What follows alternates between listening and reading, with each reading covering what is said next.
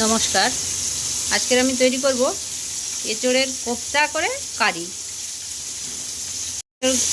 এঁচোড়গুলো আমি এইভাবে কেটে নিয়েছি, কেটে একটু ভাপিয়ে নিয়েছি।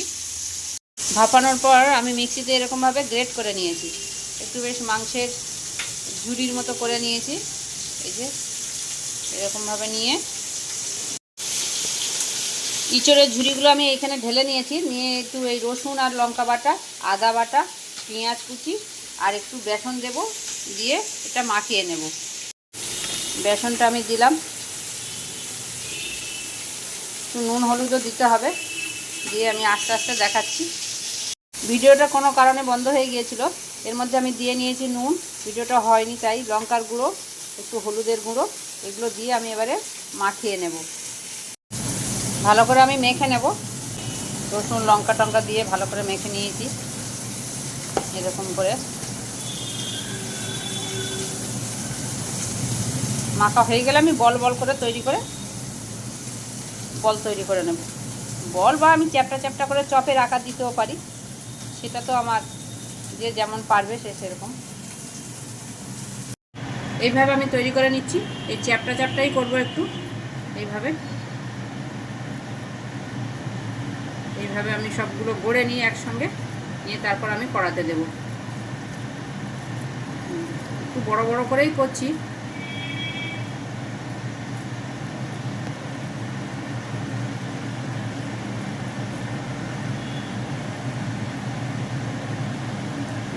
এইভাবে আমি এগুলো ভেজে নিচ্ছি। এইভাবে বেশি তেল দেবো না, অল্প তেলেই ভাজবো।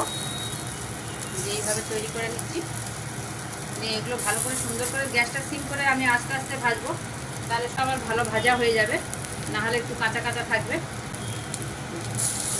এইভাবে আমি আরও তৈরি করে নেব। এইভাবে আমি তৈরি করে ভেজে নেব। এই এক পিঠ করে সব উল্টে দেব, এই যে এরকমভাবে এক পিঠ করে। একটু ছাকা তেলে ভাজলে খুব টেস্টি হয়। আমি একটু, কারণ আমার তেল বেশি খাওয়া নিষেধ আছে ডাক্তারের, তাই কিছুই হজম করতে পারি না, তো তাই আমার নিষেধ আছে আর কি। এইভাবে আমি ভেজে নেব। আর এক পিঠ হোক, আবার আমি ফিরে আসছি। ভাজাগুলো আমার হয়ে গেছে, এগুলো তুলে নেব, দিয়ে আর যেগুলো আছে সেগুলো এরকম এক এক করে ভেজে তুলে নেব সব। এগুলো তুলে নিচ্ছি, দু পিঠ করে হয়ে গেছে। এগুলো আমার তুলে নেওয়া হয়ে গেছে। পরেরগুলো আমি আবার দেব, পরেরগুলো আমি আবার দিয়ে দিচ্ছি। আমি একেবারে ঢেলে দিলাম। বেশ নরম না, শক্ত মতো আছে, ভেঙে যাওয়ার ভয় নেই। বেশ আমি উল্টে দেবো এবারে আবার এগুলো। এইভাবে আমি সবগুলো ভেজে তুলে নেব, তারপরে আমি আসল রান্নাতেই আসবো।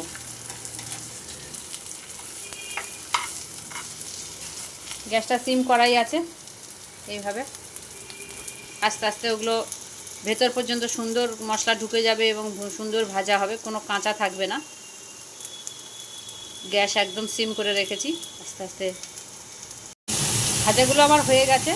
আপাতত আমি এখন গ্যাসটা নিভিয়ে দিচ্ছি। এগুলো তুলে নেব, মানে বাটি পেতে রেখেছি, বাটি করে সব তুলে নেব।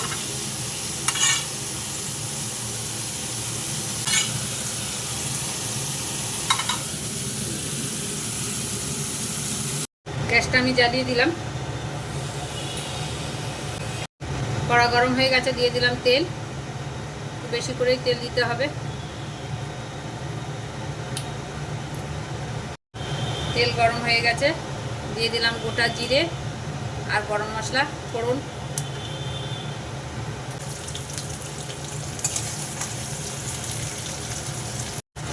রসুন থেতো করা,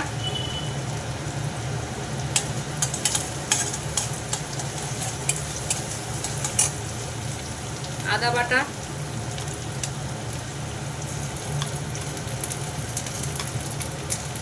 একটু লবণ দিয়ে দেবো, না হলে আদাটা ঠিক রবে।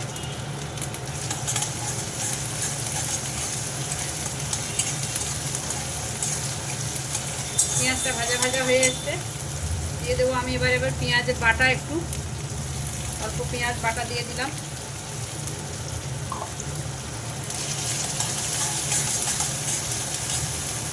হলুদের গুঁড়ো,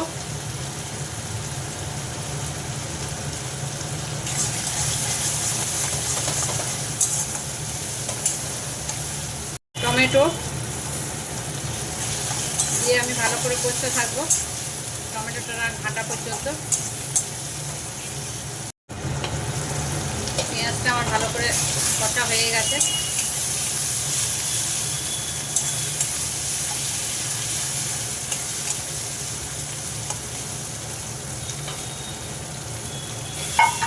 একটু জল দেব অল্প করে।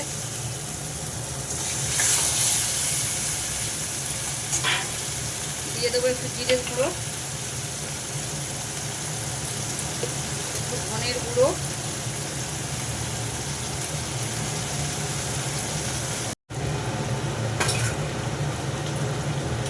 গ্রেভিটা একটু ঘন করার জন্যে একটু সিদ্ধ করা আলু করে দিলাম, গ্রেট করে এর মধ্যে দিয়ে দিলাম।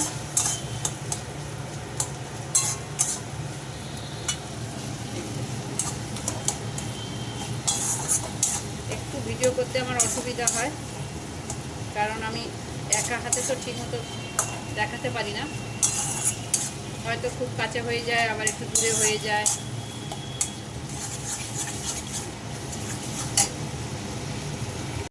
দেবো একটু লবণ, লবণ অল্প করে দেব, কারণ বড়ার মধ্যে লবণ দেওয়াই আছে, পরে দেখে শুনে একটু দিতে হবে।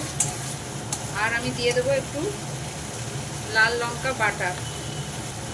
এই যে এবারে লঙ্কা নিয়ে এসে, কাঁচা লঙ্কাই কিন্তু বেশিরভাগই সব লাল রঙের। দেখা যাক কেমন ঝাল, বুঝতে পারছি না। আর একটু আমি কষাবো।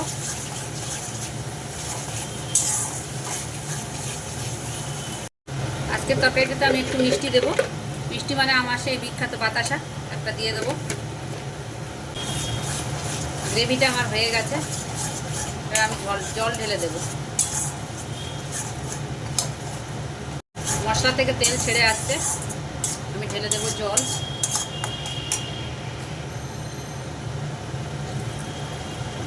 জলটা দিয়ে দিলাম, একটু বেশি করে জল দিলাম, কারণ কোপ্তাগুলো তো রস না ঢুকলে ভালো হবে না। জলটা ফুটবে আস্তে আস্তে, আমি ঢেকে দেবো জলটা। ঝোল আমার সুন্দর করে ফুটে গেছে। আমি অন্য কাজ করছিলাম, তাই গ্যাসটা কমিয়ে রেখেছিলাম।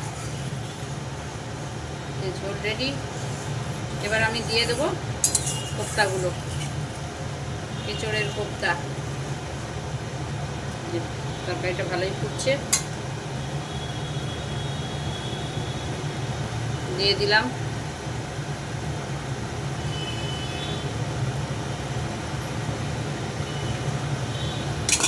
আমার ঢালতেই ভয়, খুন্তি করে করে দিই। দিয়ে লাস্ট দিয়ে দিলাম, এটা হয়ে গেল। এবার ভালো করে একটু ফুটে উঠলেই একটু গরম মশলা দিয়ে নামিয়ে দেবো। গরম মশলা দিয়ে আমি নামিয়ে দেবো। গরম মশলার গুঁড়ো দিয়ে দিলাম একটু, ঘি দিলে আরও ভালো লাগে, তো ঘি তো আর দিতে পারবো না, এইভাবে নামিয়ে দিলাম। নামানো আমার হয়ে গেছে। এই যে কোপ্তা কারিটা এরকম হয়েছে, করে খেয়ে দেখো কেমন লাগে। আর যদি ভালো লাগে একটু সাবস্ক্রাইব, শেয়ার, কমেন্ট করে দিও।